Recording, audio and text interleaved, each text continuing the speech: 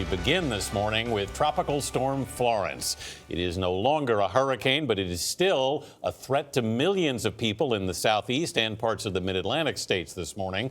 While Florence's winds have weakened since making landfall Friday morning, the storm is still expected to drench the Carolinas for days, causing catastrophic floods and life-threatening storm surges. The eye of the storm has moved south along the Carolina coastline. It's approaching the Myrtle Beach area, but bands of heavy rain have been battering North Carolina overnight. Last night, flooding intensified near Raleigh, the capital. A creek ran over its banks, its water running up against the back of a nursing home. The residents were forced to evacuate. So far, Florence is blamed for at least 5 deaths. More than 25,000 people in North Carolina, South Carolina, and Virginia are in shelters. Just over 1 million customers are without power.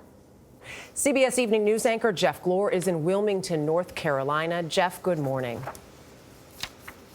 Dana, good morning to you. We remain under a flash flood watch this morning. That will continue for days here. We're looking right now at sustained gusts in the 30s up to 39 with potential gusts at times, occasional gusts up to 50 right now. The issue here again remains the timing and the duration of this storm. It's moved so slowly, 3 miles an hour for a time yesterday as it churned along North Carolina, now into South Carolina. It's moving about 5 miles an hour right now, but that is bringing so much rain. We're talking about up to 9.6 trillion gallons of rain before Florence is done here in North Carolina.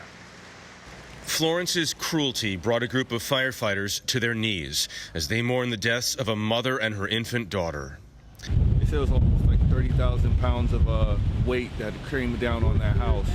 After a tree collapsed on the family's house, first responders were able to rescue the baby's father, who was taken to a nearby hospital. Early this morning, a man in North Raleigh walked away unhurt after being trapped in his bedroom by a downed tree. Florence first made landfall early Friday. Sheets of rain pummeled Wilmington. Its wind blew right through stop signs. So far, about 500 people have been rescued in North Carolina. A swift boat searched for the stranded in New Bern, while a rescue boat went on the hunt for stray dogs in Jacksonville. We've got saws, we've got rescue gear, we've got equipment. Use it.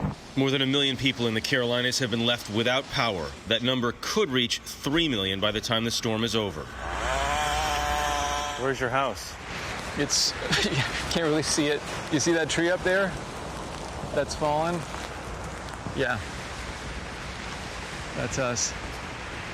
The one to the right there. When people return to their homes to assess the damage, not everyone will be as lucky as this Wilmington resident. Just missed the window. Makes you believe in angels. Still need to replace a gutter. I can live with that. I can live with that all day long. That was amazing. That tree at George Pace's house basically split the uprights. It went in between two large homes. That is not the case in many other spots. There are so many trees down in this historic neighborhood. It's going to take days, if not weeks, to get all the power back here.